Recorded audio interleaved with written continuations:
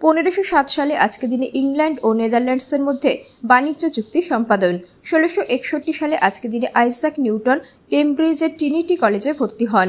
1783 সালে আজকে দিনে ফ্রান্সের জনসমক্ষে প্রথম বাষ্পচালিত বেলুন উড়িয়ে দেখান মন্ট গল ফারায় ভাইয়েরা।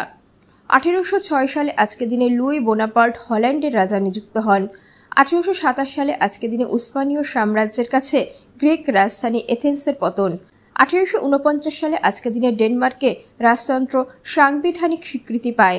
1870 সালে আজকে দিনে তুরস্কের কনস্টান্টিনোপল শহরের অধিকাংশই আগুনে পুড়ে যায়। 1915 সালে আজকে দিনে ডেনমার্কে নারীদের ভোটাধিকার প্রদান। 1916 সালে আজকে দিনে তুর্কিদের বিরুদ্ধে আরব বিপ্লব শুরু হয়। 1926 সালে আজকে দিনে তুরস্কে সর্বশেষ জানেসারি বিপ্লবের সূচনা। 1940 সালে আজকে দিনে প্রথম রাবারের টায়ার প্রদর্শিত হয়। 1942 সালে আজকে দিনে দ্বিতীয় বিশ্বযুদ্ধ যুক্তরাষ্ট্র কর্তৃক বুলগেরিয়া, হাঙ্গেরি ও রোমানিয়ার বিরুদ্ধে যুদ্ধ ঘোষণা। 1967 সালে আজকে দিনে 6 দিনের যুদ্ধ শুরু।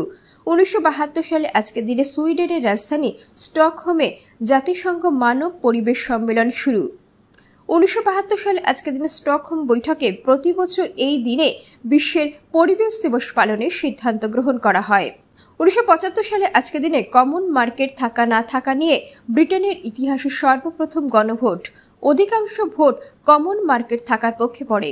1976 সালে আজকে দিনে 8 বছর বন্ধ থাকার পর সুয়েজ খাল পুনরায় খুলে দেওয়া হয়। 1983 সালে আজকে দিনে অমৃতসর স্বর্ণ মন্দিরে ভারতীয় সামরিক বাহিনীর হামলা। 1997 সালে আজকে দিনে আলজেরিয়ায় প্রথম বহুদলীয় নির্বাচন অনুষ্ঠিত হয়। 2022 সালে আজকে দিনে চট্টগ্রামের সীতাকুণ্ডে কন্টেইনার ডিপোতে ভয়াবহ অগ্নিকাণ্ডে 41 জন মারা যায়।